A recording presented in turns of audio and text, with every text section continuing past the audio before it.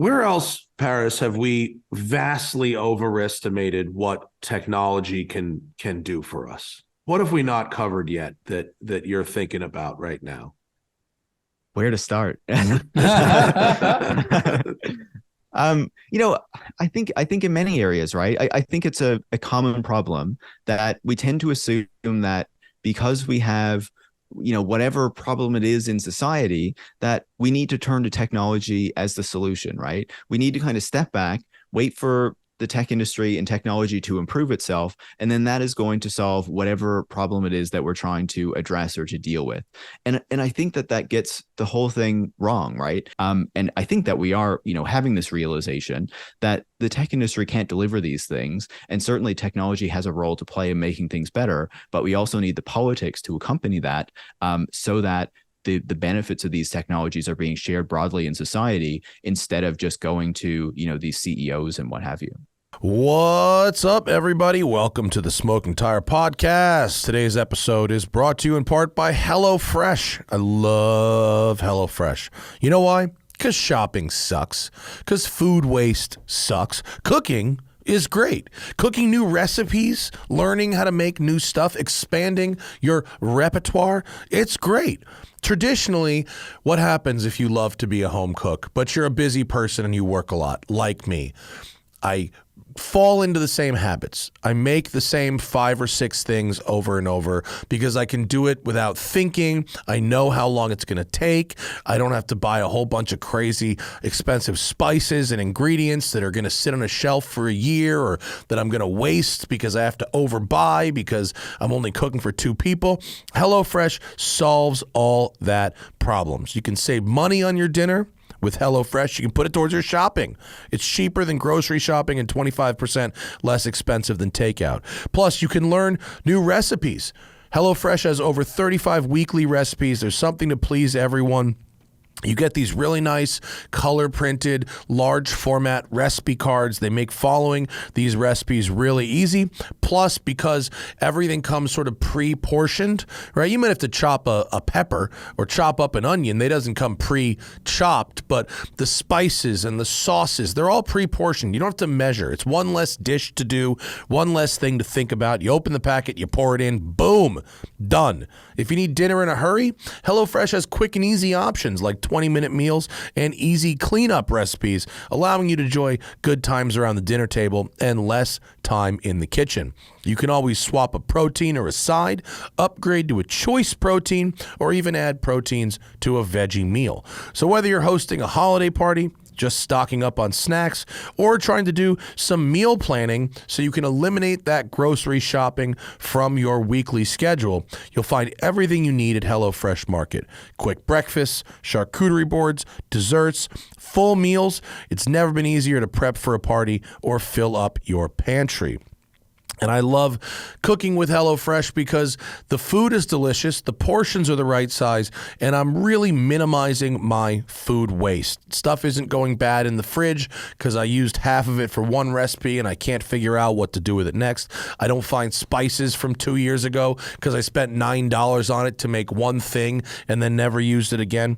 It is great. All you got to do is go to HelloFresh.com/SmokingTire65 and use code SmokingTire65 for 65% off plus free shipping. It's a hell of a deal, folks. HelloFresh.com/SmokingTire65 and then use code SmokingTire65 for 65% off plus free shipping. That's why HelloFresh is America's #1 meal kit. Also brought to you in part today by Established Titles. Now this one, it's kind of silly, it's kind of fun, but also kind of dope. So hear me out. Established Titles. It's a fun and novel way to preserve the natural woodlands of Scotland while helping global reforestation efforts. Okay, that's important, right? I was just in Scotland. It's great. Let's preserve the natural woodlands there. Global reforestation, also great, right? But that's not where the fun begins. It's a project based on a historic Scottish custom where landowners are referred to as lairds or lords and ladies in English. And these title packs give you at least 1 square foot of dedicated land with a unique plot number on a private estate in Edelston, Scotland, an official certificate with a crest. They plant a tree with every order and work with global charities, One Tree Planted and Trees for the Future, to support global reforestation efforts. And you can therefore, going forward, include the title Lord or Lady on your credit cards, on your plane tickets, your dating profiles, etc. Makes a great Christmas gift. It's fun. It helps people feel important about themselves. I plan to refer to myself as Lord Matt going forward. It's awesome. And the first 200 people purchasing a title pack using our link will effectively be next to our plot. The Smoking Tire has a plot. Within a couple minutes of walking distance, you can be right next to it, depending on how many of you want to become a lord or a lady. And if a bunch of you do it, we could build a little Smoking Tire kingdom over there in Scotland. We could go pick up a bunch of bottles of scotch, stand on our plots, drink them joints. Be delightful. It makes a great last-minute holiday gift, and Established Titles is actually running a massive Black Friday sale right now. And if you use code Smoking Tire, you get an additional 10% off. Go to establishedtitles.com/smoking tire to get your gifts now. Help support the channel and become a lord or a lady. Establishedtitles.com/smoking tire and then use code smoking tire for 10% off. This episode of the podcast is brought to you in part by Berryman Total Engine Tune-Up for gas and diesel. And why are we recommending Berryman Total Engine Tune-Up for gas and diesel? Because over time, gasoline and diesel fuels will break down and deteriorate. Untreated gas can be less potent, right? It can varnish the carburetor in an older car and possibly prevent your fuel system from working the way that it's meant to. Unwanted chemical reactions with aging fuel might also mean trouble over time. For instance, the evaporation of some volatile components within stored fuel might leave behind harmful deposits in your engine or stop your fuel from igniting properly in the engine after 3 or more months. And Berryman's Total Engine Tune-Up for gas and diesel is the solution. It eliminates any need for you to drain your fuel before storing it, and as fuel stabilizer, the Berryman product keeps your fuel fresh and preserves a properly balanced and stable environment. It's effective with any 2-stroke or 4-stroke gasoline or diesel engine in any season. In the fuel tank, it disperses moisture, cleans the injectors and carburetors, provides smoother top engine performance, and reduces the need for repairs. In the crankcase, Berryman Total Engine Tune-Up dissolves and dispenses gum, sludge, and other residues for better lubrication and longer oil life. And best of all, Berryman Total Engine Tune-Up stabilizes gasoline or diesel fuels for 1 year. That's why we recommend it, why I use it at Westside Collector Car Storage. And you can find Berryman products at all major automotive retailers. For more information, go to berrymanproducts.com. All right, on this show, we've got a great conversation with author Paris Marx. Paris wrote a great book that both Zach and I have read called Road to Nowhere, What Silicon Valley Gets Wrong About Transportation, and he hits the nail on the head over and over and over in this book. The systems that we use to get around are not natural. They are not just the way things are.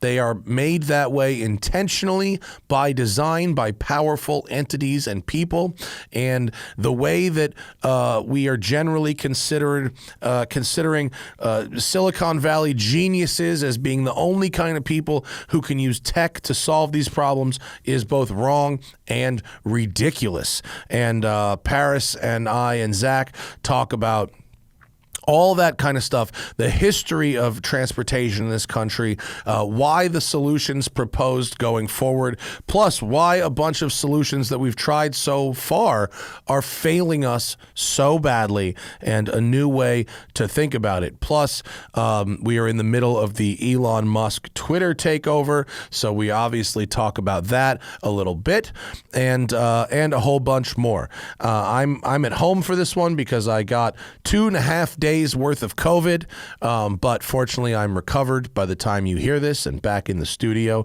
for the next episode. Author Paris Marx is with us from Newfoundland on the Smoking Tire Podcast.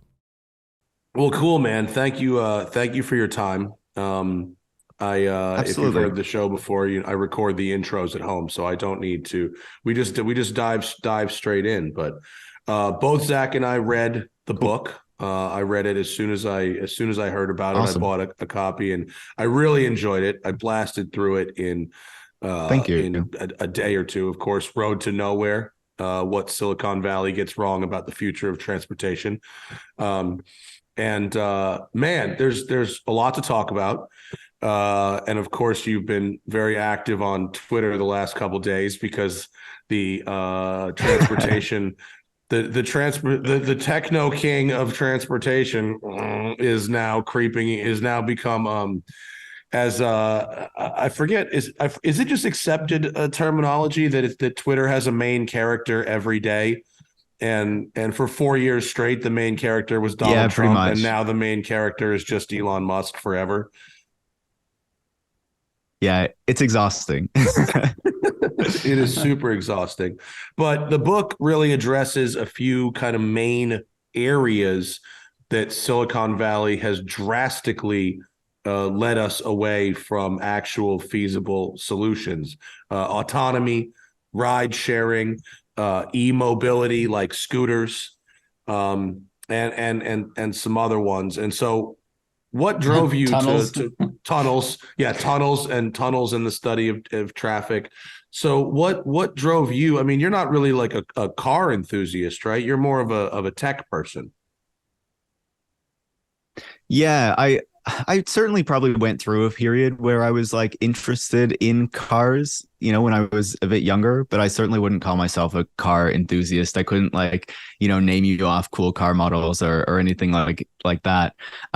I certainly come from it more from a tech perspective, but also like a broader transport perspective. I'm certainly not a car enthusiast, but I'm interested in the transport system, the history of the transport system, why it is the way it is today, why we have the problems we have with people stuck in traffic, dying on the roads, all these sorts of things.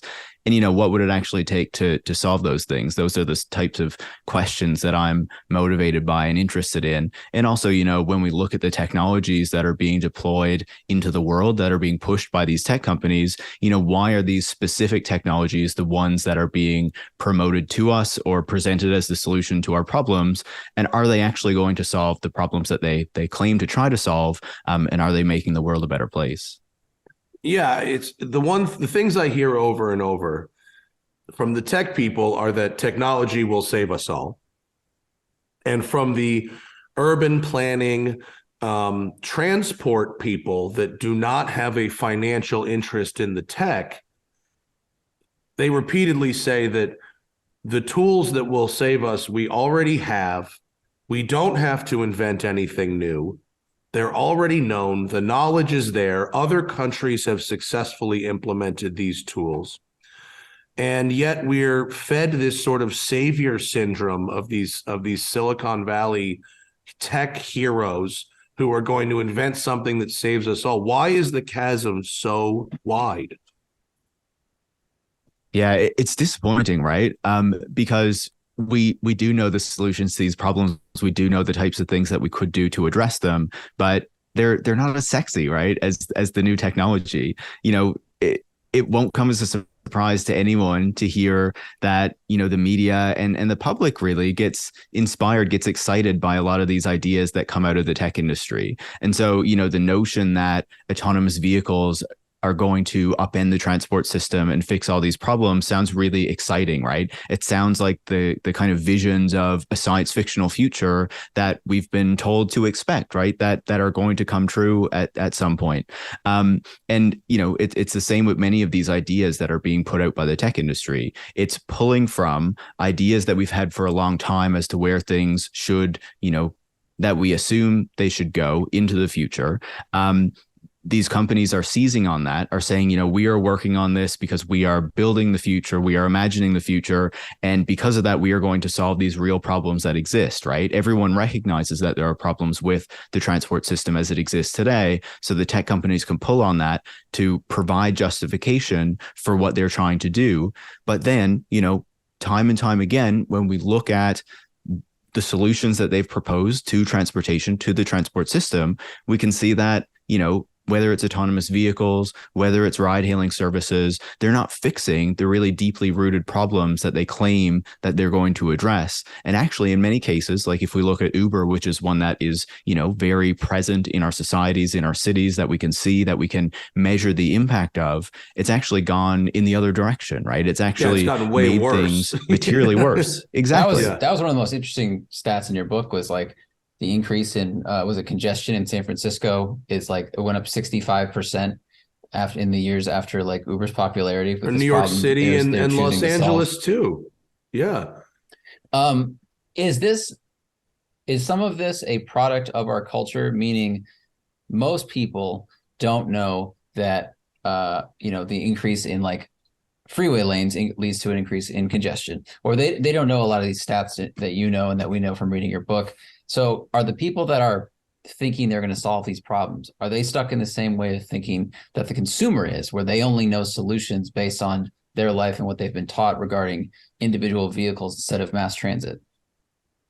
Yeah, to a certain degree, of course, right? And, I certainly don't blame like average people who are just trying to get around for wanting, fixes to their problems, right? We all want that. And the common sense would certainly be that if people are stuck in traffic, you add more roads, you add more lanes, and that's going to fix it. But actually, we have like decades of experience in traffic science that shows us that's not actually how it works out. And when you make those expansions, you actually just encourage people to drive more. And so it fills up and it tends to even get worse than it was before, which is really unfortunate, right? Because these are real problems that we need to solve. And so what we often have, as exactly as you're saying, is people from the tech industry who are entering into that, who don't really have much knowledge of transport planning, urban planning, things like that, but assuming that because they've been successful in software or building, computer hardware products or things like that, that knowledge can be extended into many other areas of society, and that they will, improve the world as a result. It's so crazy, unfortunately, isn't it, that they think that like, oh, you had a good idea, fine, you executed that idea and made a good product, fine, you're now a genius who could do anything. I mean, that exactly. The idea of that, is, and all anyone has to do is look at their own life. Almost anybody is some level of an expert in something. And if you just think about your own life and go, okay, I'm really good at playing chess, so I should build airplanes. Like, it doesn't make any sense. and yet these tech people, and I'm regularly called an Elon Musk hater, but he's such a great example of assuming you and me both. Big complicated problems are easy to solve because he's had some success in a completely unrelated area.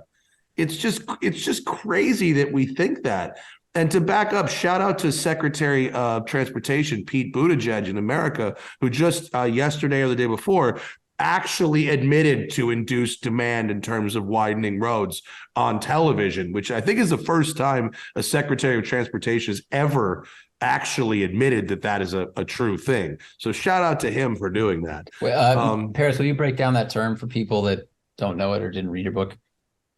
Oh, sure. Yeah, absolutely. Yeah. Induced demand is the idea that, if you build more transportation, or if you expand, a type of transportation, for example, put more resources to it, more investment to it, make it easier to move in that way, you're going to induce demand for that form of transportation. You're going to encourage people to take that form of transportation. So if you're putting a lot of investment and energy and resources into expanding infrastructure for cars, or making cars more affordable or accessible or something like that, you're going to encourage more people to drive, in the same way that if you reduce funding for transit, if you reduce transit services and things like that, you're going to reduce the demand for that service because it's not going to be as good or as reliable as it was before. So that's kind of the general idea of the concept. And I think it is good to hear Secretary Buttigieg talk about it. Like, I'm not a huge Pete Buttigieg fan, but I think that he's saying some of the right stuff as transportation secretary, and hopefully that translates into policy that is really going to make a material difference, in the years to come. Well, there's so many people though that think induced demand isn't real. Like, what are the, because I've read a bunch of studies from your book, and then the Thomas Vanderbilt book, Traffic, which is a great book I think everyone should read, and others, Super Pumped, the Uber book, so many of these books that are well researched and not necessarily political or overtly political, talk about induced demand and show the science and show the history. And there's people that know what it is and just like don't believe it's real. Like, why is that? I think because it kind of goes against their incentives, right? Like, if you think about someone like Elon Musk, he's someone who owns and runs a car company, but he's also someone who does not want to get around in another way other than his car or his private jet, basically. He doesn't want to be around other people. He doesn't want to have to be in a bus or a subway or something like that. Yes, there could be murderers. There could be murderers on the serial subway. killers. Yeah. You can't. There's serial killers everywhere on the subway. Well, you have to. I love how the proposal for the tunnel was from his house to his office. He's like, we need to solve this with a tunnel, and we're going to build it from my house to my How office. Convenient. Yeah, his solutions work right? perfectly for him. Yeah, and that's exactly how they're designed, right? When you look at every transport solution that he puts out there, and then you look at like the things that he has like personally experienced, it's like directly connected, right? The whole tunnel thing is because he was stuck in traffic on the highway. He didn't want to be stuck in traffic anymore, so all of a sudden he had to create a big tunnel transport system that would allow him to escape the traffic. And it's similar with the Hyperloop, right? He didn't like the proposal for California high-speed rail. He didn't want that train to get built, so he intervened in that discussion to say, this is an old technology, we shouldn't be trying to build this. We should be putting our eggs in the Hyperloop basket, which 10 years on is nowhere to be seen, is a complete joke in my opinion. And this vacuum tube like train technology is not a new proposal. It's something that's been proposed many times before in history, never sort been of like realized. half steering wheels, Yeah, totally. But like, we've just, got high speed rail. mess. Like, you can go 250 miles an hour in a train right now all over Europe or in Japan. Like, do we really need to go like invent a new technology to go faster than that on a train? Like, you can go from LA to San Francisco in an hour and 20 minutes in a high-speed train. Now, I realize it's more complicated because you have to buy the land to build the track, and it's not easy, but you don't need to invent something new to do it. You just have to use what we already have in a smart way. Totally. You just have to improve your practices. Like, it's not to say there's been no problems with the California high-speed rail project, unfortunately. I certainly wish it had been handled a bit better and managed a bit better than it has been. But that's not to say it's not a problem with the technology, right? It's not a problem with high-speed rail. It's a problem with, building infrastructure projects and how that needs to be improved. And if you look at countries like Japan or France or China even, they are constantly innovating and improving high-speed rail technology. So it's not something that's like static or stagnant and like just has existed for a few decades and is old now. It keeps improving and getting better, has really good like safety ratings, gets people to where they want to go really quickly. And I think it's a really important thing that we need to be looking at in the future as we're trying to reduce short haul flights, get people out of planes and into trains and things like that. It's a really important, way to improve our transportation system. And it's disappointing in North America, I'm in Canada, you're in the States, that there's been so little progress on high speed rail, and that we've let our train networks just fall into so much disrepair and not really be upgraded or improved. Yeah. Totally. Yeah. It's disappointing. Yeah. Isn't it? I mean, it's not surprising because we're in America, that the solution to saving the environment and to saving transportation must be profitable. If you don't have a hockey stick shaped, curve to your finances, then forget it. It's so disappointing that a utility can't be a utility. It's got to be some new, thing where you can have 1,000x return, and that eliminates so many realistic options. Well, we have a lot of blockades put up against projects like this. I mean, I think you said that Elon admitted in his biography that he proposed Hyperloop just to delay or stop the train system. So that's a vested interest. And then we have lobbyists of other industries that get in the way, or there's landowners that don't want to give up their land. It's because of the political system we have, it makes it very difficult to get a really large scale, kind of land grab project off the ground, which sucks, because if we were able to implement high-speed rail and improve these things, it would do so much for us. And yes, the profit thing, our romance with exponential growth is problematic across many, many markets. Yeah. And, the tech industry has really helped to make us believe that is what every company should be shooting for when they put together a business plan or whatnot and seek to grow, which is a real distortion of the market, right? But even beyond that, even if we look at a more normal capitalism, just an idea, as you're saying, that the whole transport system should be profitable and that we should be making profit from most aspects of it, I think has really served us poorly, because as I argue in the book or outline in the book, the reason that we have the transport system we have today, where people are so dependent on cars, where so many communities have been built in such a way that you can only get around with a car, forcing people to buy them, is in many ways a product of the desire and lobbying efforts and things from car companies and other interests to ensure that the public has to buy their vehicles, which is profitable for them, and many other interests, from oil companies to suppliers to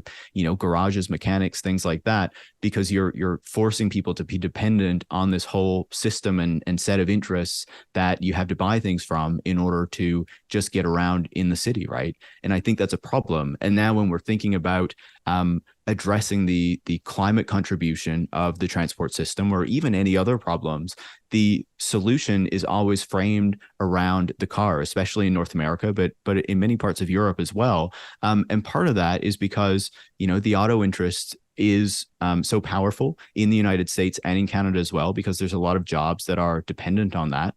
And so the argument is that, we're not going to challenge the place of the car in the city, or the fact that so many people have been made structurally dependent on owning a car, but rather we're just going to switch out the internal combustion engine for the battery, and that is going to solve all the problems, making everything better. And I don't think that's really the case. I think that we're going to find that yes, electric vehicles do make an improvement in reducing total emissions, but I don't think it's going to reduce them as much as we are expecting and hoping. And I think that there's going to be a number of downsides that are going to come with that we're not really planning for or estimating are going to happen right now.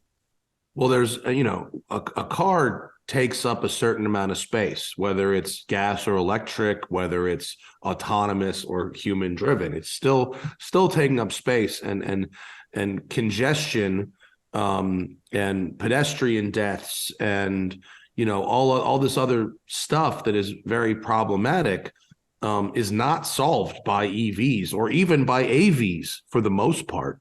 The idea of a robo-taxi that is either parked somewhere taking up space until it's hailed, or circling, which is worse, until it's hailed, that's gonna make traffic potentially worse. I mean, certainly I can't say for sure it'll be worse, but there's absolutely no science showing that it'll improve it. It's really just continuing our dependence on the existing system and infrastructure. Yeah, there's no evidence right now that suggests that autonomous vehicles are going to make the roads safer. It's possible that when they improve the systems, it might get there and we might get that benefit. But at the moment, with where the technology is right now, that's not the case. And it's taken a lot longer to develop this technology than a lot of the companies who are working on it initially estimated and led us to believe. There are studies that suggest that, when you make driving more comfortable, when you make it easier, people tend to drive more, right? And that's a real problem because then you're creating more congestion, but the more and more people drive, the more potential injuries and deaths are going to result from that, right? Because you have people on the road more, you have more cars on the road and things like that. And then the other piece of that is that while we might not have developed the autonomous vehicles, right, that can drive everywhere, do everything, where you don't even need a steering wheel because, the computer can just handle everything, those have translated into advanced driver assist systems that are in a lot of the cars, lane assist things that people will be familiar with, pedestrian detection. And some of the promises from the car companies are that these systems in the cars are going to make the roads safer as well. And I think that's a bit of a dubious promise as well. And I'm a bit worried about it because especially with like pedestrian detection and things like that, they don't actually work as well as a lot of the car companies lead us to believe. And a lot of the pedestrian deaths, about 75% of them, happen at night when these systems really don't work well at all. And so then you're providing like a false sense of security to the driver that, you don't need to be as attentive because you have these systems that are helping you drive around, making things safer. And I think that there's a real risk that that is not actually the case. And just as we're seeing in the United States right now, where the number of deaths on the road continue to increase year on year, over 40,000 people now a year die on the roads. And there's a disproportionate increase in the deaths of pedestrians and cyclists. I think that's a real risk and something we should be really worried about. And probably it's something we don't need a new technology, not necessarily to solve entirely, but to mitigate. I mean, the move towards SUVs and trucks, certainly in America, which are much more dangerous for someone who's outside the vehicle in a crash. The increase year over year. I mean, I just read 15% increase in sales, the vast majority of which are SUVs and trucks, and that false sense of safety. Do all contribute to these problems. And I read in David Zipper's piece that went up this morning, it was like 40% increase in pedestrian and cyclist deaths over the last like 8 years. That's like a huge increase. And even if the passengers of the vehicle are safer than ever before, we've really done a terrible job taking care of the people that are outside of cars, and we don't need a new technology to fix that. It's road design, it's lighting, it's policy choices, not a lack of technological insight, right? Exactly. And, David Zipper's work is fantastic. Like he's so good at digging into these issues and, the things that we probably should be doing when it comes to transportation. But you're exactly right. And this is a lot of my concern with the real impact of the tech industry, right? Because as you're saying, we have these solutions to the problems that exist right now that we don't need more technology in order to solve, right? It's all there. It's pretty simple solutions. What it requires is political will. But we've really been lacking that political will because these sorts of, smaller actions, more mundane things are not as sexy as the new technology, right? As the autonomous vehicle that's going to upend everything, or the tunnel system that's going to solve traffic, or, whatever other proposal that they're kind of grasping onto. And then, what happens is the tech companies come in, they have these really flashy tech promises, you don't need to improve transit service because we have Uber, or, don't build the new tram line like what happened in Nashville, because autonomous vehicles are coming in a few years and it will be outdated and obsolete then anyway. These sorts of types of things that they tend to say, and then a lot of local politicians will kind of grab onto, because then it saps the will that could exist or that could be built for real solutions to these problems, for things that would actually improve the transportation system. But rather, the technology and the tech companies provide an out for politicians who don't actually want to have to make those difficult political decisions, have to compromise with various interests in their jurisdictions, in their cities, their towns, what have you. And that really sets us back, right? Because as we were saying, the number of deaths are going up, the number of deaths of pedestrians and cyclists are going up in particular. And so, we could have been having real conversations for the past decade to address these issues, to start to make some of these changes and build that political will to do it. But rather, a lot of that will has been sapped away because we've been waiting on the tech companies or expecting the tech companies to solve these problems, and they haven't done it. And I think there's go ahead, Zach. Sorry. It's so funny that we will put resources into improving the life of the car with how are we going to get these new technologies through, or how are we expanding the highways and stuff. And we're totally ignoring, as you said, if we make driving more comfortable, more people will drive. So we could make trains more comfortable or bicycling more comfortable or safer, and more people would adopt that. But because it's in some ways more complicated with getting a mayor getting a city to repave a road, to repaint these things and infringe on drivers, or to try to lay out track or upgrade a train. It's that's too complicated. So we'll just let this single company that makes a car or cars in general, whatever company it may be, they'll solve the problem. I don't have to change anything on the ground. And that's a lot easier for someone in a political position. Absolutely. And it's disappointing because then it doesn't solve the problem, right? Right. But what we've sometimes it gets worse. Like you have Uber and Bird, which you talk about the mobility scooters in your book also, in that whole industry where they have and Uber really led the way in this. They go, we're just gonna fuck it. We're just gonna flood the market with this and make a service that a certain type of people really love and get addicted to. And then once they're using it and the government figures out how to regulate it, the people will get so mad that they're trying to regulate it that they will act as lobbyists for us.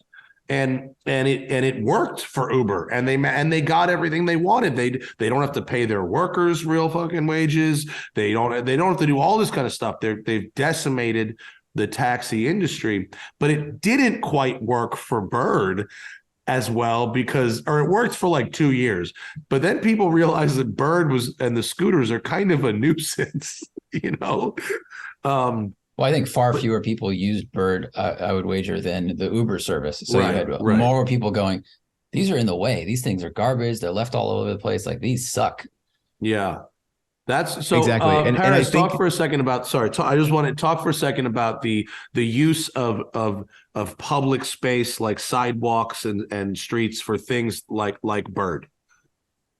Absolutely. And, I think with Bird, just to pick up on what you were saying, part of the reason that it didn't get the kind of runway that Uber or Lyft, for example, got was that they emerged much later in this period, right? Uber and Lyft really come right around the period of the recession, especially take off kind of after that. So they're in a moment where they're benefiting from a number of things, right? They're benefiting from low interest rates and cheap money. They're benefiting from the notion that, okay, we need to find whatever industry is going to create the jobs that, is going to help recover the economy, right? To cause economic growth and whatnot into the future so that there's benefits and prosperity for everyone, what have you. And the tech industry is really the industry that gets focused on as the means through which that's going to happen. So from policymakers, from the public, from the media, there's a lot of kind of positive attention focused on the tech industry and the idea that, whatever it is that they're putting out into the world is going to be a good thing. It's going to make society better. It's going to be good for workers and the public and whoever. And so Uber and these other kind of Uber for X companies associated with the sharing economy, or what we now tend to call the gig economy, are really kind of tied up in that, right? And they benefit from that moment. And it's only a number of years later that we start to kind of reassess that and say, wait, like, what did they actually do? Did they actually provide the benefits that they were promising were going to come of this? And of course, Uber also benefits from the big pool of labor that got laid off during the recession, that lost their jobs and couldn't find equivalent work afterward. And so we're either looking for work or looking for things to kind of supplement the lower wage jobs that they had to take on as a result. So those are all the types of things that benefited the Uber model. And then Bird and those other kind of scooter companies, micro mobility companies, they come later in the period, right? So a lot of investors are already realizing that the kind of Uber model isn't working out. Uber still doesn't make money. It still loses a ton of money. And so they didn't have the same kind of runway as an Uber or a Lyft. They didn't have the amount of time to kind of prove that this could work. And as you say, a lot fewer people use these services as well. It was a lot easier from the very beginning to see that they weren't going to fulfill, the kind of grand promises that they were making. And of course, they've totally fallen apart now. I think Bird is worth next to nothing. Yeah. The irony is privately owned Bird scooters are pretty awesome. I mean, you can buy a 9-bot scooter, with like 10 miles of range for a couple $100. And to own one, and I spoke with someone who worked at Bird a year or so ago, 2 years ago, and they said Bird's biggest problem was, well, two biggest problems. One was the scooters didn't last for anything. Sharing economy was something as cheap as a scooter. These things were getting trashed after like a week. But the other problem was people would take 5 or 6 rides, realize how much they had spent, and go, well, I could just buy one of these things. And then they buy one. And then they never use the rental service again, or they buy an e-bike and they realize, oh, I could just buy an e-bike for $500 and have it for a few years. And so actually, I think one of the things that they've gotten right, not the services so much as the invention of the micro mobility scooter, the e-bike, which actually do help people get farther more efficiently than they could get purely on foot. Yeah, I definitely think one of the benefits was letting people try them, right? Letting people try this form of mobility that was not common to a lot of people. If you thought about getting around in a way without a car or transit, it was, just a regular pedal bike for a lot of people what would come to mind. And these services did allow people to try the e-scooters and the e-bikes, which I think are really beneficial, especially in the North American context, where a lot of our kind of environments and infrastructure are built for cars. So the distances are a bit longer than, say, in parts of Europe or things like that. So you get a real benefit from having that battery and the boost and the additional kind of energy that comes with that. But as you were saying, I think that there's also a problem with those services where they entered and then they immediately started to take over the sidewalks effectively, right? They kind of followed the Uber model of not really dealing with cities, especially in the United States, and just rolling out their services without proper permits or checking to make sure it was okay with the city government, dropped all these scooters on the sidewalks. And that caused a lot of problems for a lot of people in the city, but particularly, people in wheelchairs, people with seeing eye dogs and things like that, really interrupting that space, making it a lot more difficult to get around on what was supposed to be, the small sliver next to the street that the public actually has that they can walk on, because cars take up everything else. And so it really was, in my view, an attempt to kind of privatize this, make profit off of this other public space that exists right there next to the streets, because of course the streets as well are paid for by the public. But companies like Uber and whatnot are benefiting off of that as well, because there's don't so many pay the instances taxes that pay for it. Yeah, so many instances of these private companies taking advantage of public resources like the streets and the sidewalks, and not sharing that value back with people. They're not paying their drivers. They're not, it's very frustrating. And I think, I've read like a few books on transport in the last month, so you'll have to forgive me. I believe it's your book that talks about the history of the shared space, right? With jitneys and stuff. Am I thinking of your book? I hope I am. If I'm not, I'm sorry. Yeah. Okay.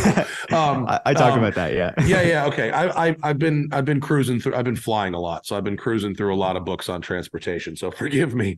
But yeah, can you just give us briefly, the history of shared public space? And you talk about New York City. in the book, but shared public space being slowly prioritized for private interest and cars. Absolutely. Yeah. And you know, this happens.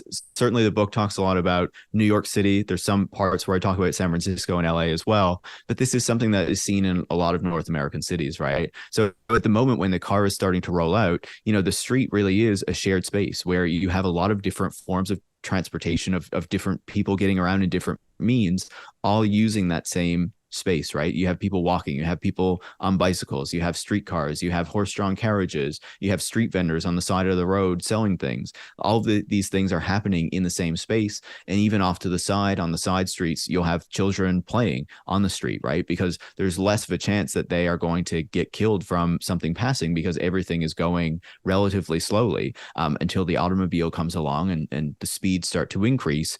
And the car doesn't really get along with what else is happening in that space because it goes faster. And so you start having more people die on the roads. There's a real kind of backlash to this, especially because children and young women are disproportionately killed by these cars as they're rolling out. And so there is really a fight around who is going to control this space, right? Who's going to make the rules around this space.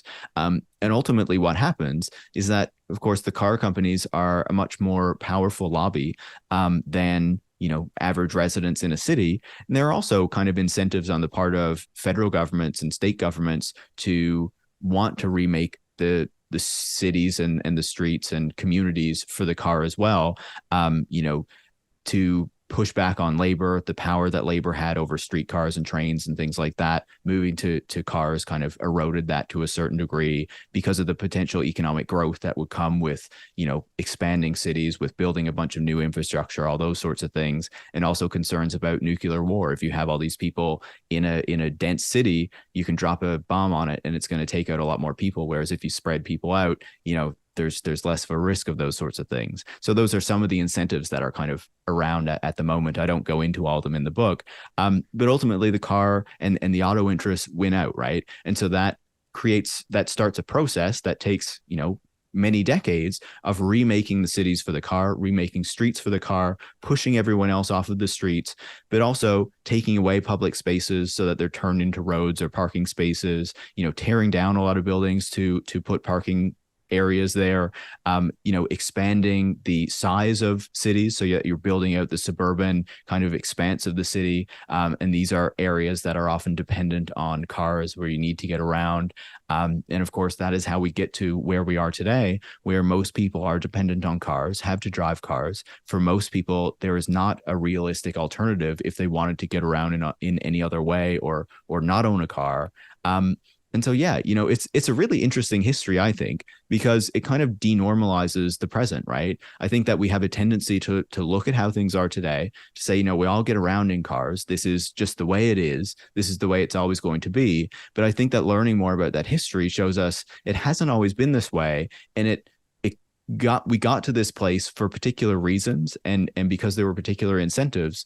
And so if we're thinking about what the future looks like, yes, it could just be a continuation of the present, but we also have the power to change these things and to make different decisions about how we plan our communities and transport networks and what have you, if we want different outcomes. I think that's a great point, and it applies not just to transport, but to politics and housing and education and whatever. I mean, there's, especially just in my own life, I just accepted what was for a very long time until I started reading about, you know, the history of certain things that I experienced personally. And so because I experienced them, I knew they were true. And I went, oh shit, I didn't just discover something. Like, that was actually set up by someone who wanted someone who looked like me from an economic background that I came from to succeed, possibly at the expense of somebody who does not look like me, at the expense, you know, and came from another economic background. And so, you know, I used to like sell weed in college, and I tell this story a lot, but very quickly, I went to the University of Pennsylvania, which had a private police force. The point of the private police force was to keep the students safe from the scary West Philadelphia, right? Which turns out not that scary. But more importantly, it was crime bumper bowling. If you got caught doing a crime, you would be punished by the school and not by the real cops. So you'd have some kind of community service bullshit, but you would not have a criminal record. Sometimes for literal felonies. I mean, whether it was selling drugs or, DUI or in some cases, not me or anyone I knew personally, but in some cases, sexual assault or whatever, you would graduate from an Ivy League university without a criminal record. And if you lived just off campus, one of the locals, and you were not under this umbrella of the protected system, you're going to prison now. And so it was literally, as Chris Hayes called it, a colony in a nation. But it was crime bumper bowling, and it was set up that way intentionally. And so the same kind of thing can be said about in New York City, Robert Moses and the systems there. And oh, by the way, shout out to whatever fan there was no name on it, but a package arrived at the studio the other day with Robert Moses's The Power Broker in it, which I've read, and it's a great book, and I really recommend. There was no name on the book, but whoever sent me The Power Broker, thank you for the thought. That's very kind. What else, where else, Paris, have we vastly overestimated what technology can do for us? What have we not covered yet that you're thinking about right now? Where to start? I think in many areas, right? I think it's a common problem that we tend to assume that because we have, whatever problem it is in society, that we need to turn to technology as the solution, right? We need to kind of step back, wait for the tech industry and technology to improve itself, and then that is going to solve whatever problem it is that we're trying to address or to deal with. And I think that gets the whole thing wrong, right? And just as we're talking about with transportation, I think that it gives the politicians an out not to have to address real fundamental problems that exist in society and that require actual political solutions and not just technological solutions, right? Because I would argue that, sure, technology can make things better, right? I'm not opposed to technology. We're certainly benefiting from being able to talk to one another on Zoom and have these nice microphones and cameras and all these sorts of things, right? Great internet connection. I love it. I don't know what I'd do without the internet. But that doesn't mean that the internet is the problem or is the solution to everything, right? We especially since the 90s, there has been this real desire to believe that just expanding internet access is going to kind of solve social inequities, right? This was a real policy of the Clinton administration to do that. As Clinton was gutting the welfare state and making more investments in the carceral state, expanding the prison system, the private prisons, all those sorts of things. There was the part of the narrative was that at the same time, we're rolling out the internet that's providing opportunities to people. And so we don't need these kind of social programs, the welfare and what have you, to help people out, because now technology is going to kind of take up that mantle, right, of solving that problem. And that's really not what has happened, right? Inequality has continued to grow. There's a greater divide between the rich and the poor. And what we're seeing is that the types of technology, the way that the tech industry is built right now, is allowing some people to get fabulously wealthy through these tech companies, through these products that are being put out into the world, while more and more people are struggling, are suffering. We're seeing the way that these tech companies are treating their workers. Looks like Twitter workers, half of them are about to get fired because Elon Musk has come in. Elon Musk is known to treat Tesla workers really poorly, opposing unionization and things like that, the people who build the cars. He recently praised the workers in the new Chinese factory for, just working like crazy hours and shifts that are just unimaginable in North America. But then we also have Amazon, where, its workers seems like, they say that they have to pee in bottles, that they don't get breaks, that, they sustain injuries at a kind of unimaginable rate. And they're constantly trying to push back against this major company. And then, of course, as we talked about, Uber, has literally been kind of rewriting labor laws in states in the United States, but other countries around the world, to try to carve people out of employment protections and make them contractors when they should be employees. And so like just the problems, they're just everywhere, right? And it really requires us, I think, to think critically about what the tech industry is doing, what the impacts it's having are on our society, and whether we need to kind of get over this idea of just expecting the tech industry and technology is going to make everything better. And I think that we are, having this realization that the tech industry can't deliver these things. And certainly technology has a role to play in making things better, but we also need the politics to accompany that, so that the benefits of these technologies are being shared broadly in society instead of just going to, these CEOs and what have you. Yeah, we have Elon Musk. No, go ahead, Zach. We've had this positive track record of, technology has brought us a lot of success and a lot of joy, and entertainment, connectivity, fun things, helpful things, etc.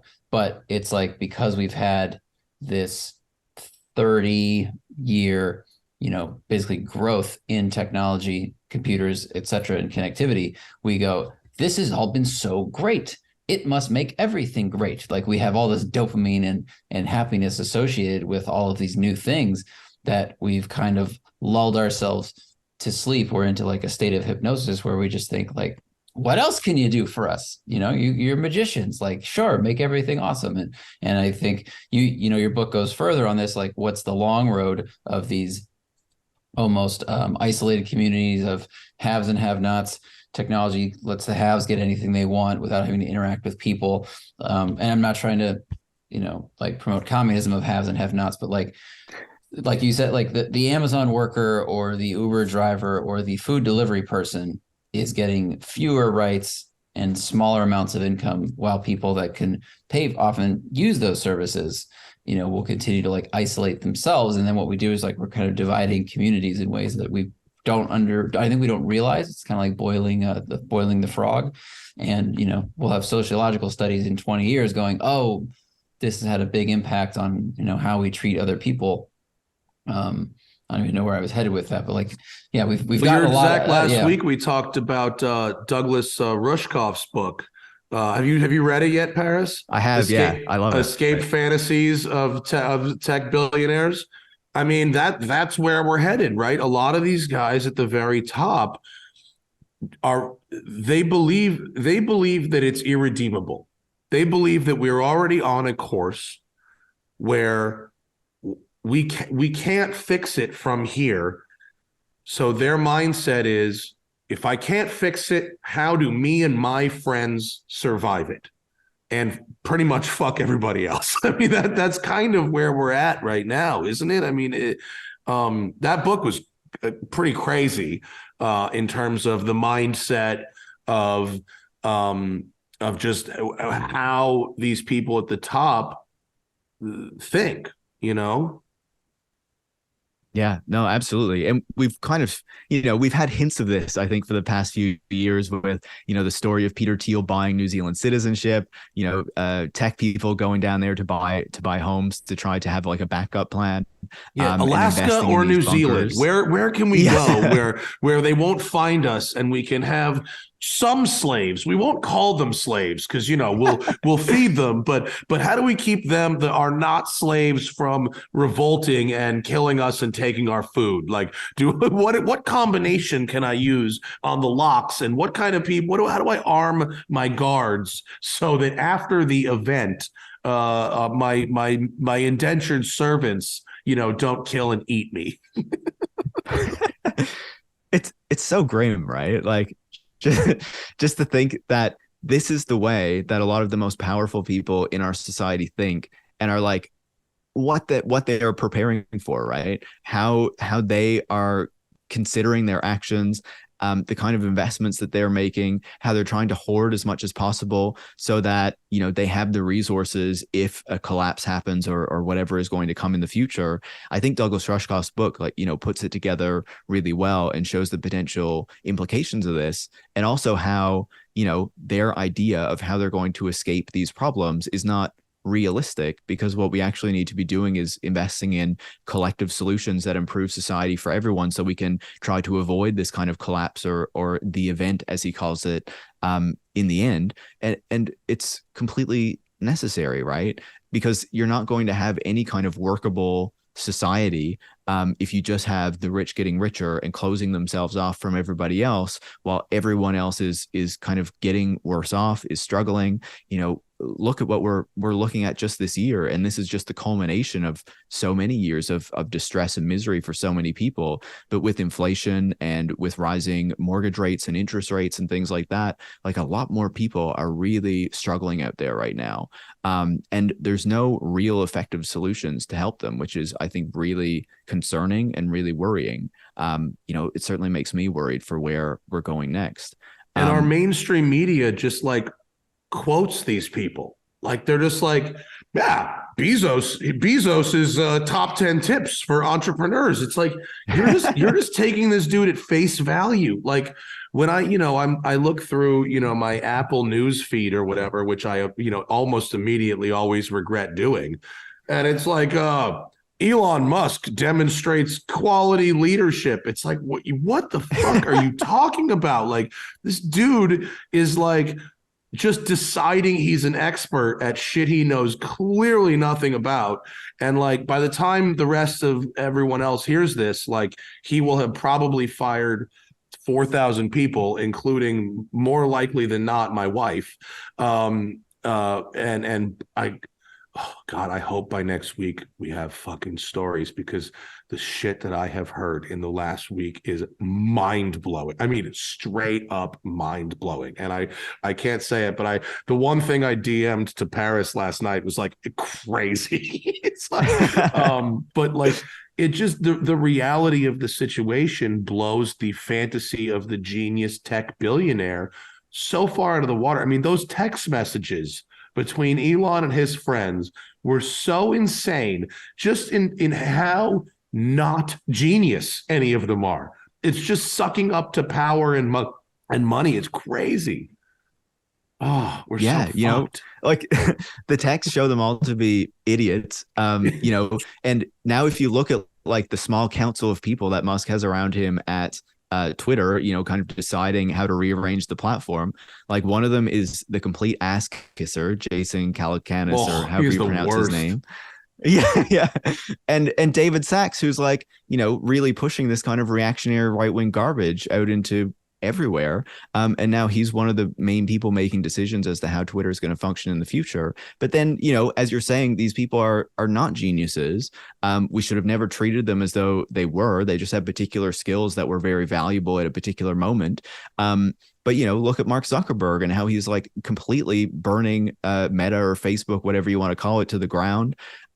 These people are not particular geniuses. They just happen to arrive at the right moment. Elon Musk sold a couple companies right before the .com crash that gave him a lot of money that he could invest elsewhere. Great hair plugs, really good hair plugs at the same time. Hair plugs and a McLaren F1 will do a whole lot for a man's ego,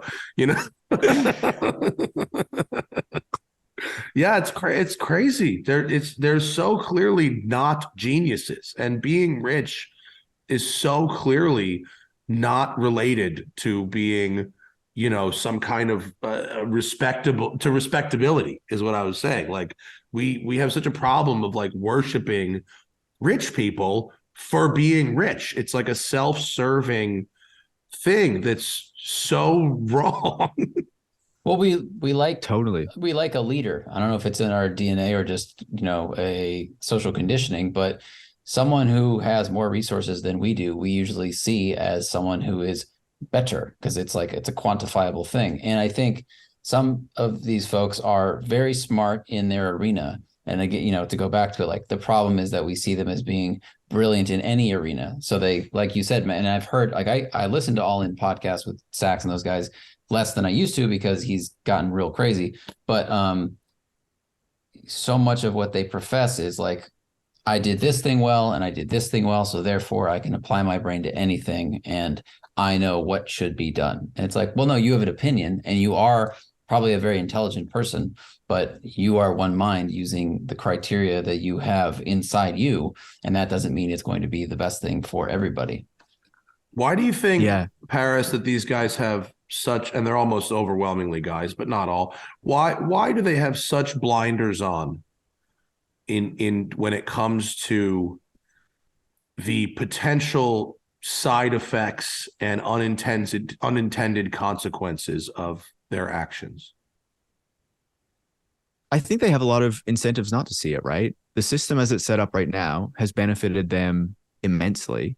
It has treated them as though they are geniuses, as though they are kind of the kings of the world in a sense, that they can do no wrong. And certainly we've had a period now where they have been kind of flush with money, where they have benefited immensely from the types of monetary policy that the US government and various other governments have pursued. Cheap money, low interest rates was very beneficial for venture capitalists, for a lot of these tech firms, allowed them to, build businesses that probably would not have been able to have been built in other periods because they were never really financially viable in the way that we expected, or it took them a really long time to do so. Uber is a great example with subsidizing rides for a decade. I mean, now that they've eliminated a lot of the subsidies, or not all, but money of the subsidy, people are like, why is this is $50 now? Like, why is Uber so expensive? It's like, yeah, because Silicon Valley bought you that ride, dude. Like, exactly. Like, where's the taxi, right? Yeah. But I also think, it's interesting to me, we're entering this period where cheap money is really going to be cut off, right? Mm-hmm. Where interest rates are really rising. That is changing a whole load of the calculus in the tech industry, and the broader economy, really.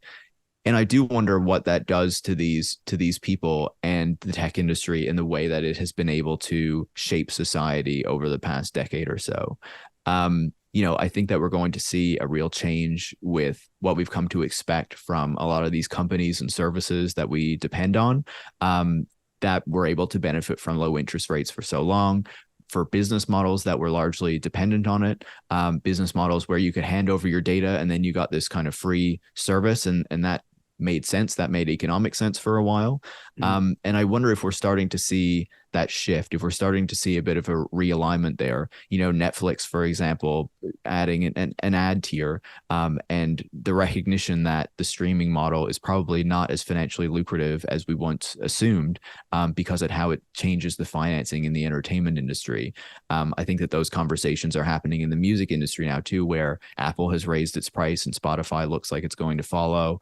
Obviously we're looking at Twitter just being completely upended right now and changing its monetization scheme. Now, that this blue check mark thing. I mean, that shit's moving so fast that I don't know if a podcast that will air next week can represent accurately what's going on. But just this poll, bullshit polls floating these ideas and just getting punched in the face by Stephen King. I mean, it's just showing the levels, the lack of foresight out in the open, in front of everybody. It's just so crazy. I'm not paying one goddamn cent for my fucking channel. Not take it away. I don't give a shit. I am not paying a cent for it. I think even if there were people who were kind of like, I don't want to do it, but I feel like I have to. He's even turning a lot of them off because he's just become so hostile and belligerent toward people who would dare criticize anything he does, right? He's criticizing like advertisers who are responsible for 90% of Twitter's revenue. Yeah, it's really dumb. It's just wild. I forget who wrote it. I've read a lot of articles about this recently. I forget who wrote it, that the best possible unintended consequence of Elon buying Twitter is that Twitter becomes a miserable experience for Elon, which I don't know who wrote that, but whoever you are, I fucking love you, because you're so spot on that because now, if your Tesla takes a shit, the way you get customer service is to tweet at Elon. And just imagine everybody who has a bad Twitter experience now starts tweeting at Elon. And I'm like, oh, your Twitter feed must be the most dumpster fire that a Twitter feed ever has been. Ever. So it just makes me laugh so much. No, and that's exactly what's happening, right? Everyone who's having problems now tweet at him.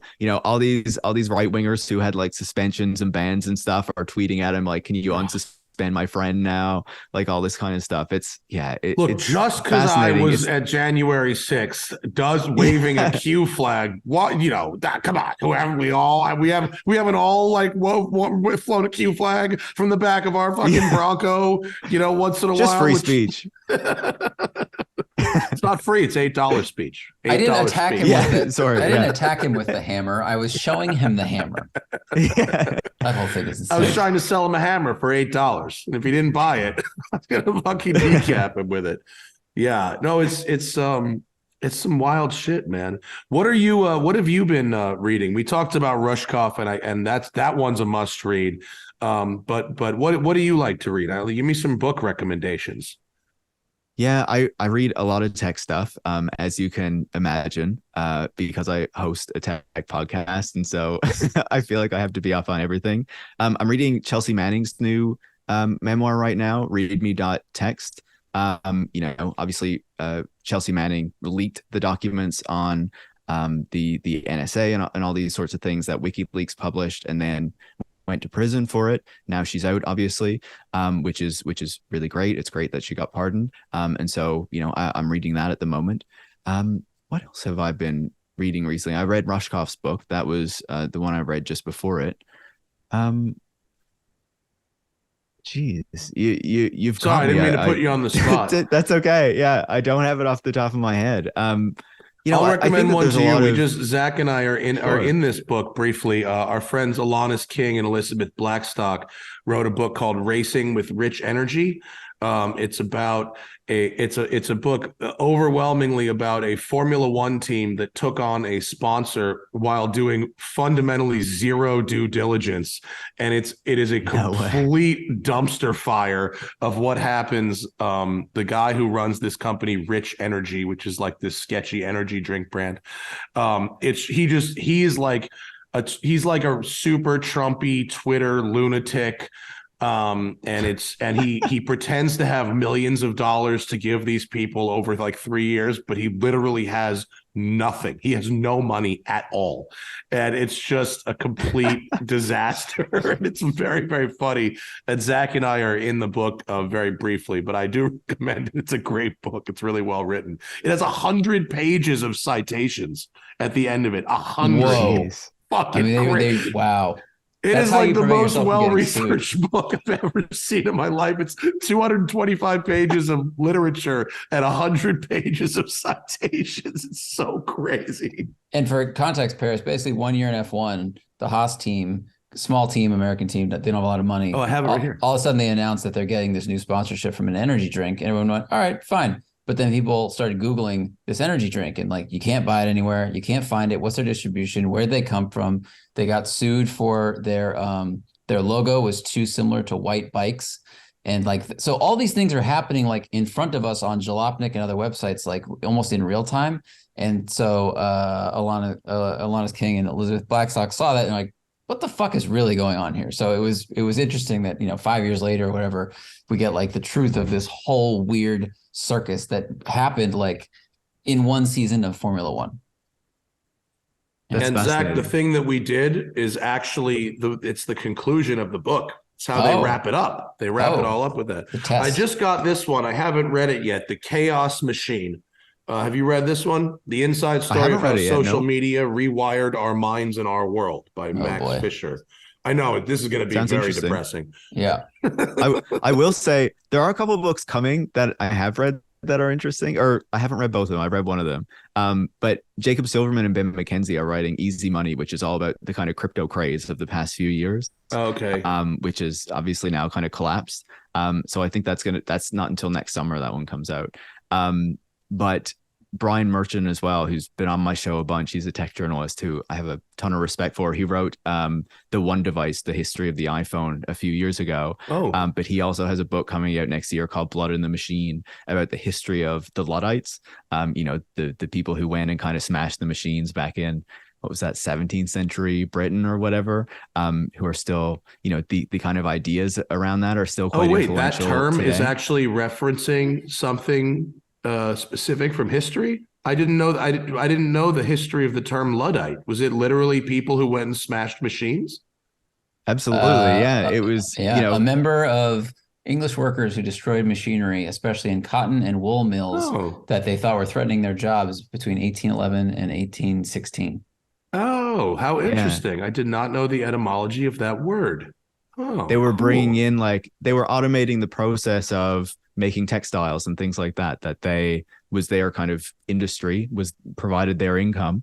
And the way that the technology was rolled out, it was in such a way that, the owners of the technologies and the factories and whatnot were benefiting immensely. But the workers were becoming more destitute, losing a lot of money and things like that. This doesn't sound familiar at all. Right? That could be true. Things like that don't happen. And the story is often presented just that, they were angry and they smashed the machines and because they didn't like technology, but they wrote to Parliament and they asked the elected officials to do something about it, to step in, and they did nothing.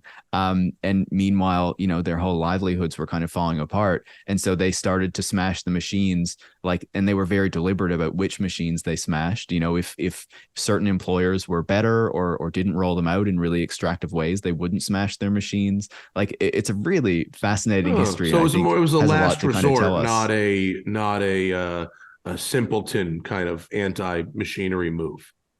Exactly. Yeah. Oh, see, I'm going to read that. That sounds. What is it? Was it just called Luddites? Something Luddites? Do we do a title yet? Blood in the Machine. It's called. Okay, that one is going on my list for sure. That's going to be a good one. Before Zach, do we have a few Patreon questions to get to? Yes, we do. Okay, before we get to those, what do you started writing this book, what, a year and a half ago, 2 years ago, mid COVID pandemic? Yeah, when would that have been? January 2021 is when I started writing it. But I also did some research on it before because it's, a lot of the work on, Uber and autonomous vehicles and things like that come from my master's thesis that I worked on, a year or two before it. So it's kind of the culmination of a lot of writing that I did and research that I did in the master's, and then finally kind of turning that into a book that is meant for, the wider public, right? In the last, year or so, attitude, especially considering the 4 or 5 years leading up to it, attitudes toward autonomous vehicles and the realization that this stuff is really quite far away, especially if we're talking about a car you can take home and buy, a privately owned car, as opposed to some sort of shuttle or corporate owned taxi. In 2016 through 19, these things were right around the corner. And now everybody's kind of understanding, unless you're a super, Elon fanboy who owns a ton of the stock, that's not really the case. And I don't want to I told you so, but to me and people who read about it, it's oh, this looks hard. This doesn't look easy at all. But these tech sort of people made it seem like it wasn't going to be that hard. Did you see that shift happening while you were writing the book, and did it kind of mess up your thesis there? Not really. I think that we've been on this kind of trajectory for a little while, right? I think what really kind of started to crater that enthusiasm was in 2018 when the Uber vehicle in Tempe, Arizona killed the pedestrian, right? Mm-hmm. And then all of a sudden it was overnight. You went from a lot of these companies saying autonomous vehicles are a couple of years away, they're going to revolutionize everything, blah, blah, blah, to, okay, we might not get level 5 autonomy. We might only get level 4. It's still going to take, 5-10 years for us to get there. In order for these vehicles to roll out, we're going to need really good kind of 3D HD mapping of environments. They're going to need perfect roads. We're going to need good weather conditions. So all of a sudden, the narrative started to change, right? But still, you have Tesla promoting this notion that it's still coming, that it's going to be here next year or the year after, or, Elon used to say next year. Now he says by the end of the year, every single year. And it never actually arrives, right? Yeah, well, he can't back down, can he? He's committed. No. He's committed at this point. I don't know if you've read Ed Niedermeyer's book Ludicrous. Oh yeah, oh yeah, that's a must. Cool. Yeah, absolutely. And the other one, what's the other Tesla book? I'm blanking on it, and I'm sorry to the author. I can see the cover in my mind. Yeah. but Niedermeyer's is a must read if you want to learn the reality. Power Play or Insane Mode. Power Play. That was the other one. That's it. Power Play. But go on. Yeah, Niedermeyer's book. Yeah. Yeah. But in Niedermeyer's book, he basically explains how, like, around 2014, there's an important shift with Tesla, right? How it goes from, this idea that they're going to build the expensive electric car and then the cheaper one and then the cheaper one. And this is the whole kind of plan. And the cars are taking longer to build. They're more expensive to build than was predicted. So Elon Musk needs more money in order to kind of keep this thing going. And that's when he starts to make these really huge kind of outrageous promises to kind of pump the stock and to get investors flooding in, right? To say it's not just a car company anymore. It's an autonomous vehicle company. It's going to do all these other things, right? That are going to revolutionize all these other sectors. And so that is what gives us, the kind of crazy share prices that Tesla has experienced in recent years, where it's been incredibly overinflated, worth way more than other car companies, because the idea is it's not just an electric car company. It's going to like completely upend the transport system when it delivers autonomous driving. But I think that we can see that's never going to happen. But Elon Musk needs that faith to continue, the belief that it's going to continue among the investors and the people that he's bought in. Because if not, Tesla crashes. Much of his wealth is tied up in Tesla stock. That crashes. And that's a real kind of disaster scenario for him. And so this is why, he needs to keep this promise going, that he needs to keep people believing that this is going to happen, even though it never will. And I think, you have to believe a reckoning is coming at some point. Well, what's really good for controlling that message? Buying Twitter. If you want to control that message consequence free, buy a social, buy your preferred social media, thing, that it to me seemed pretty straightforward why he was doing that. He had enough money. And if you look at Rushkoff's book, he says, if you're sitting at a poker table and one guy's got 100 times as much money as everybody else, that guy's unbeatable. I mean, that because he forces everyone else to go all in on his terms.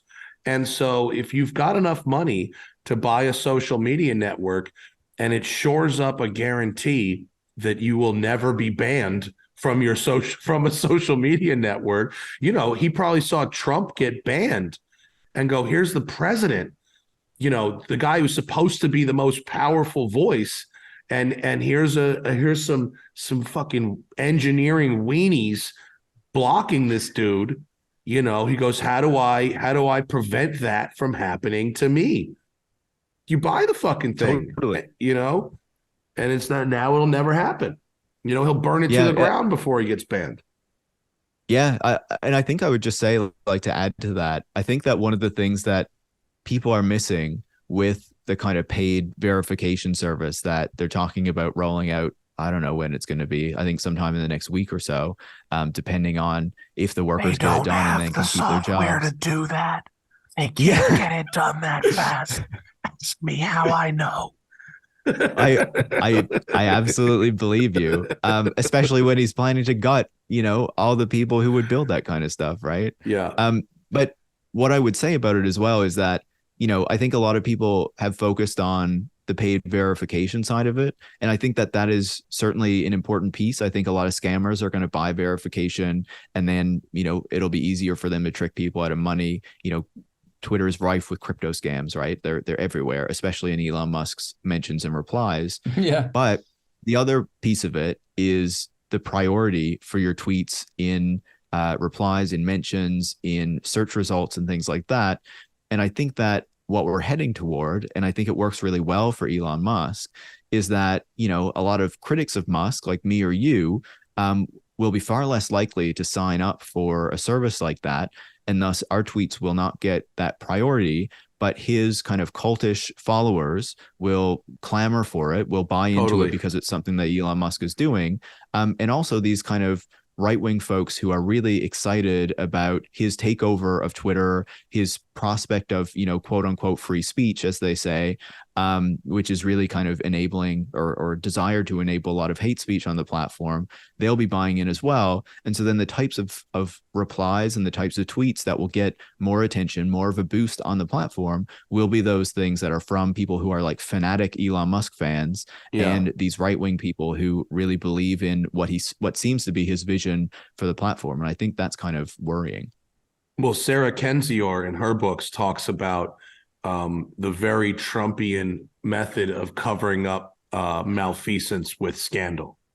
If you have no shame, then you can create scandal to distract from either criminality or other types of malfeasance.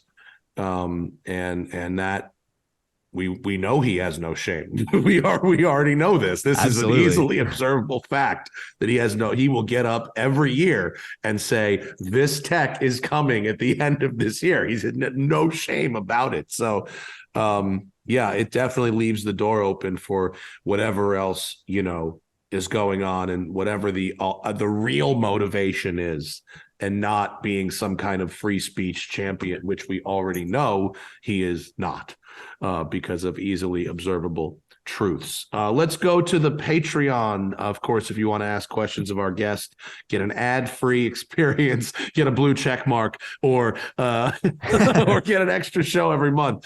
Patreon.com/The Smoking Tire Podcast. Zach, what do we have on the docket today? All right. Prashant says, as an electrical engineer, the growing semiconductor shortage absolutely terrifies me. What effects do you see it having on transportation? Yeah, well, we've already seen huge effects on transportation, right? Over the past couple of years, a lot of automakers haven't been able to deliver cars, which is a really kind of obvious example of that.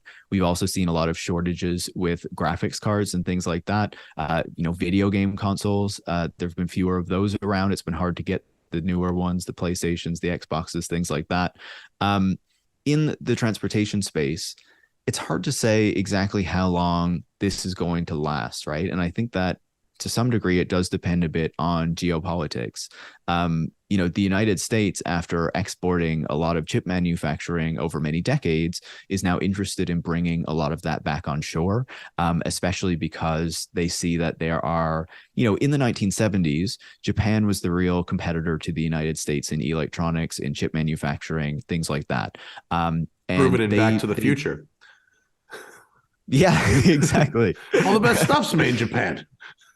Yeah, it was then, right? Yeah, it was. Yeah, but so Japan was the real competitor, and at that moment, even though it was during, a lot of this stuff happened in the 80s, the legislation that targeted it, as I remember, during the Reagan administration, when a lot of other things were being cut, there was still a lot of subsidies for the tech industry that came in that period, and there was specific legislation that ensured that Japanese providers wouldn't undercut or like severely reduce prices to hurt American providers. But that became less of a concern for a number of decades because, the US was kind of hegemonic. It was not concerned about other competitors, other countries catching up to it as much. But now it is concerned about that because China is rising, and it's concerned about the geopolitical implications. I'm not so convinced that that's a real concern. I think that China has a lot of incentive to continue cooperating with the United States. There's a lot of economic ties there that weren't there with the Soviet Union and things like that in the past. But we can put that to the side. So it's hard to say exactly what the long-term impacts are going to be there. I think that a lot of the semiconductor supply chain is being worked out at the moment. And I think that the concern on the US government is if the major Taiwanese manufacturers, which are where a lot of the semiconductors come from right now, if that ever gets kind of disrupted, if China, wants to retake Taiwan. So yeah, it's tough to see where it's going to go from here. I'm not super concerned about it, but it's possible that I'll be very wrong. Dante Casali says, what are some advocacy groups for sustainable housing, infrastructure, zoning development patterns in the United States? What do you like? I'm not sure I'd have a ton of suggestions there where I'm not American. Yeah. So that's an Alyssa Walker and David Zipper question. We'll have to get them back on the show to answer that one. I don't know. Yeah, I don't know there are certainly either, a ton of good people like doing good work on it. But off the top of my head, unfortunately, I really wouldn't be able to tell you. I'm just not as familiar. What about in Newfoundland? What about Newfoundland? It's the ice not huts much for here either. everybody. We all live in igloos up here, don't you know? Yeah. Do you ice fish? I never have, but people do. Yeah. You're not a real Canadian. You're not a real Canadian unless you've dragged a hut onto a lake and cut a hole through the ice. Targa rallies certainly for the fished homeless. before. Sorry. Okay. Kind of a long one out. Jordan Hodes. What did you learn in your research about American railroads? Basically, he's asking, like, why don't we have a better national system? Is it money? Is it the cost to do it? Especially in the 50s and 60s, like why did cars win? Yeah, I think it comes back to part of what we were talking about before, right? The notion of rolling out the car, of having everyone own a car, was a much more profitable way to go than relying on rail and continuing to have that be the dominant mode of at least intercity transportation, things like that. There's still a lot of freight that moves by rail in North America, even though there's still a big trucking sector as well. And part of that as well was a desire from the US government, from various governments, to break the power of labor that they had over transportation, right? When you had a lot of freight, a lot of passenger travel that was dependent on rail, the workers in the rail system were incredibly powerful and could shut things down, could demand a lot. And, there was certainly a turn against labor in part of the post-war period, especially a bit later, where there was a real desire to see that not happen anymore. At this moment right now, we actually have rail workers in the United States threatening to go on strike. They have had an agreement, but as I understand, they haven't actually accepted that agreement. I think they've rejected it. So this is still an ongoing kind of question as to whether that's going to happen. There was, however, a really good article in the New York Times recently, and I can't remember who wrote it off the top of my head, but it was really on the American rail system and what has gone wrong with it and what should be done to improve it. I'm not sure if you do show notes. I could certainly try to look it up and send it to you if you do. Sure. But yeah. There's a great, do you ever listen to The Dollop, Paris? The Dollop podcast? Nope. Oh, you'd be into it. It's a comedy podcast, but it's really about history, and it's definitely from a leftist perspective. But there's an amazing episode on Pullman, George Pullman, and the Pullman train cars. If you know anything about trains, you probably heard of a Pullman car. Pullman was out of his goddamn mind, super racist, super union busty. And we've had a few different, union busting efforts in this country against various railroad unions, but this one was particularly gnarly, and ended in like gunfighting, and all kinds of crazy shit. But I can't recommend that episode enough. The Dollop podcast episode on the Pullman cars and George Pullman. It was wild. Sounds good. No, I'll look it up. Yeah, it's a good one. Dr. Andre Jordan, we've kind of covered his question, but I want to bring it up just for one quick reason. He says he's from Houston. He has a Porsche, spends a lot of time in traffic. And what are the solutions? EV, light rail, other things. I think we've covered that. But reason I brought it up is we tended to focus a little bit on New York, LA, San Francisco on this podcast. But I want to back up your statement that this affects all cities. Like this Houston's traffic is fucked up, and you use it in your book. It's like a terrible place to drive. What did they make, a 23-lane highway? It's a disaster. Something like that. The number is terrible. When I read the number in your book, when they expanded it, I was flabbergasted. It's like you could land multiple planes side by side, and then it still led to congestion. But I want people to understand that this is not just a left-leaning, whatever kind of insult people want to throw out, like this affects all cities where people have to get around, and as population growth continues, if it continues, then it's going to be a more common problem everywhere. It does, right? Yeah. If I can just add one thing to that, I think it's interesting right now as well. The car and car culture is becoming a big kind of culture war issue, right? There's a lot on the right that are kind of saying, the liberals, the Democrats are trying to take your car and blah, blah, blah, because there's more focus on investing in rail, investing in public transit and cycling infrastructure and things like that. And really, if we're thinking about what we need to address these problems in our cities, we have plenty of evidence that the only way we're going to solve all this traffic, the road deaths, things like that, is changing the way that streets are designed, yes, but also making it so that people don't need to drive as much, so that people can get out of their cars, right? I think that a lot of people, even people who are concerned about the government taking away their cars or whatever, would recognize that the number of people who die on the road is a problem. They don't like being stuck in traffic, as the questioner said. There are a lot of issues there. We know how to solve them, and forcing everyone to be reliant on a car, to have to own a car, is not the way that we do that. And so it actually benefits a lot of those people who still want to be able to drive if we can make those investments in transit, if we can have communities where people have actual options for how they get around, so that there are fewer other people on the road with you, right? And so that you can get around in that way. And that is true for San Francisco or LA or New York or Houston or wherever else, because that's just how it works. Yeah, I mean, we obviously love cars, we love driving and all that stuff, but I think the real thing is quality of life. Everybody wants a better quality of life. And I think cars, for a long time, there was a time where they provided that, although there were definitely problems. And what seems to be happening now by making cars semi-autonomous, more comfortable, whatever, is about improving your quality of life. So if you're stuck in traffic on a commute, at least you're going to be comfortable doing it, and maybe the car will do some of the controlling driving for you. And this will sound really a little bit cold, but like, I think telling people that someone somewhere gets hit by a car and that is a continuing problem. We have a problem with selfishness, I would say, in general, maybe as humans or just in this country, I don't know. But so if we go, well, I've never hit anybody with a car, or I don't bicycle to work, or I don't walk very much, who cares? But everybody sits in traffic and everybody complains about it when they are stuck in traffic. So like, if you don't give a shit about your fellow human being who happen to just be like riding their bicycle, you can look at this from like these ideas could improve your quality of life. Yeah.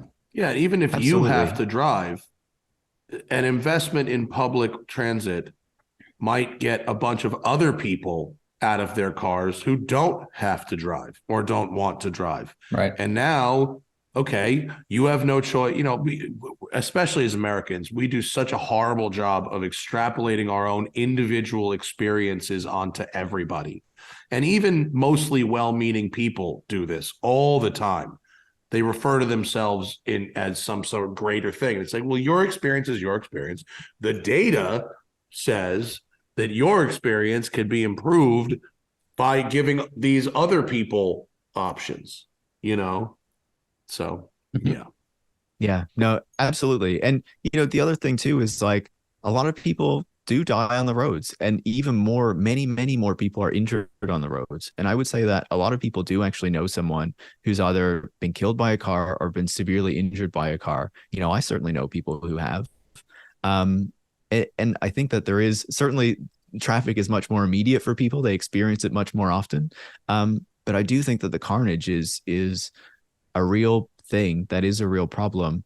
That does need to be addressed. It is, and that and can I'm be not a very person motivating for people. I want to clarify. And I'm not saying you're not saying that. Yeah. Yeah, no, Sorry. I'm agreeing with you. I'm not sitting here going, yeah, fuck these people that get hit by cars. Like your example of the woman that got hit crossing the road in front of the Uber car. Like, I remember the comments on the internet, in Twitter, the pushback from the public of that person shouldn't have been there. It's like, So I think that's one of my examples of people who go, it happened over there, therefore I don't want these changes that are addressing the problem over there to affect my way of life, but they don't have to. Yeah. No, on the tech question too, just very, very briefly. For sure. Like I think it's fascinating as well, right? Because I think that the tech is holding out that prospect of, the car will be more comfortable, even if you're stuck in traffic, it won't be such an issue. But I think just to a certain degree, it is like a false promise for people, right? Certainly, we're all stuck in our cars. We want it to be more comfortable and what have you. But I think the more and more that we learn about the way that these technologies are being deployed in cars, the less we're seeing that it's actually making people safer and what have you. These new dashboards that they're putting in cars now, where they're all touch screens, are making people more distracted, not less. Leading to increased danger on the road.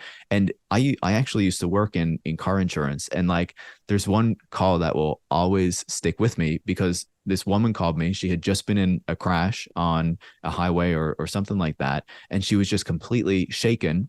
One, because she'd been in a crash, but also because she was expecting the technology in the car to avoid the crash. She had a system in the car that was supposed to slow the car down so that it wasn't going to hit the car in front, like it had the automatic braking.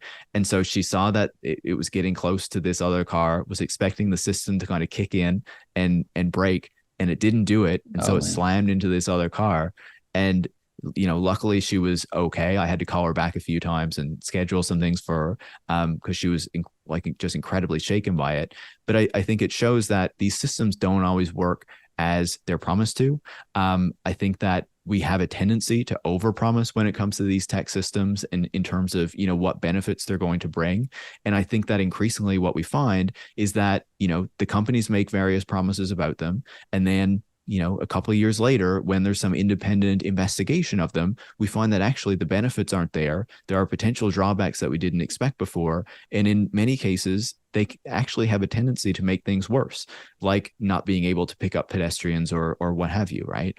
And so I do think this is a point for regulators, where we really need the regulators to step back in and be doing these assessments on these technologies before they actually hit the public roads, because I think that they've been really neglecting that role for too long. Well, and it's so easy. Who doesn't want a safer car, right? So any new technology, if you go, well, this is going to make it safer, and it's so new, there's no data to prove that yet.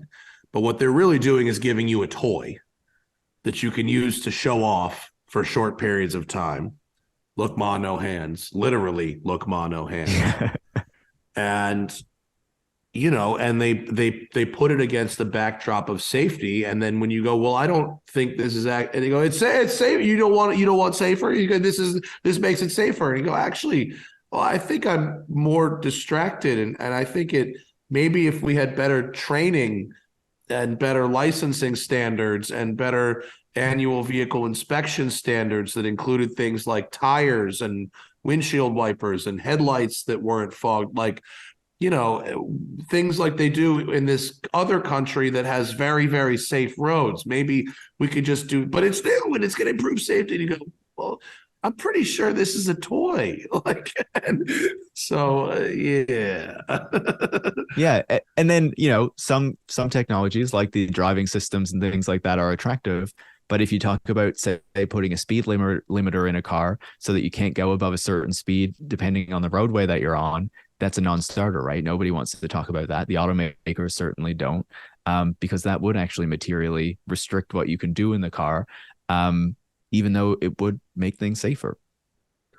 Yeah, that's a tough one for me, because I am an actual sports car enthusiast, and I, on a recent podcast, tried to argue for tiered licensing systems, where if you do racing schools and have a higher performance car with more thorough inspections and stuff like that, you should be allowed to go faster.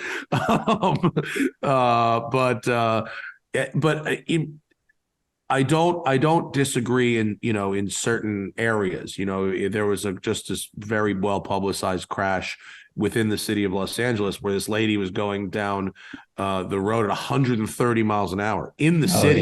Yeah. And she ran a red light Wow. at 130 miles an hour in a Mercedes and killed 5 people.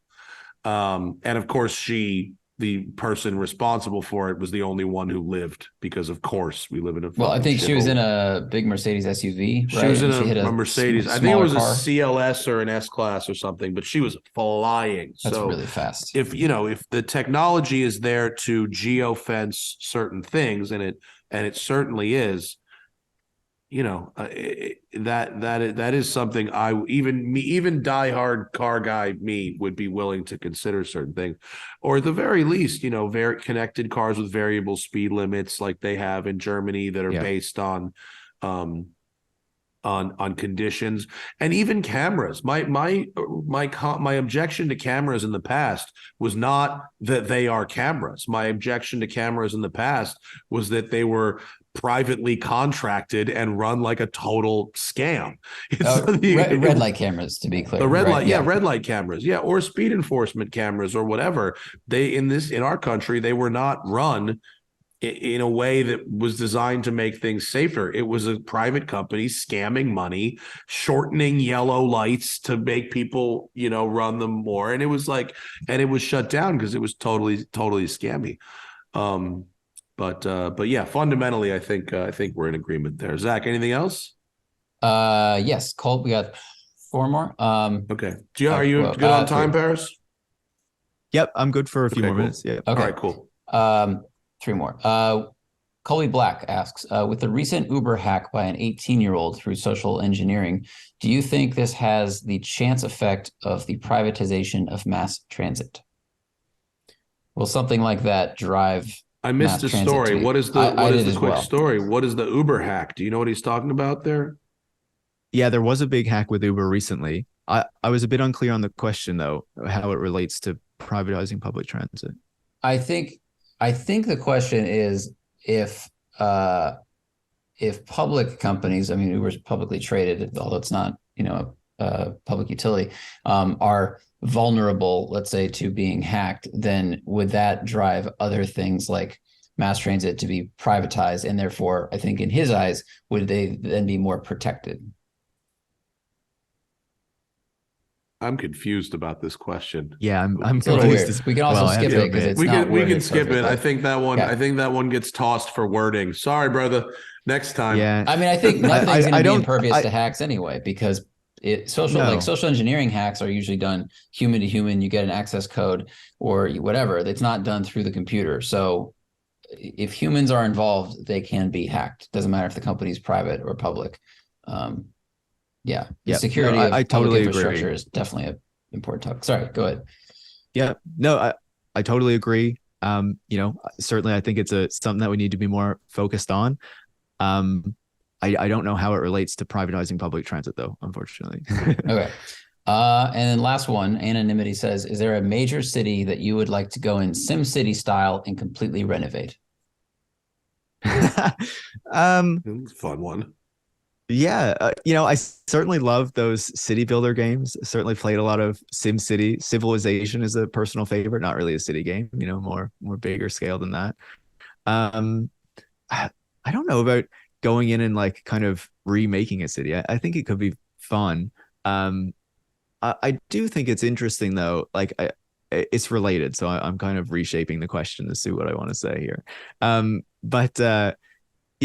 was in Europe recently, and they were kind of asking me like, I think because there's this narrative that's often out there that, especially in North America, we look to Europe and we say, oh, look, things are so much better in Europe. If we could just replicate what happens there, things would be amazing and great and blah, blah, blah. But, we're never going to really rebuild like Amsterdam in North America in the cities that we have here, because we have a century of building in a completely different way for the automobile.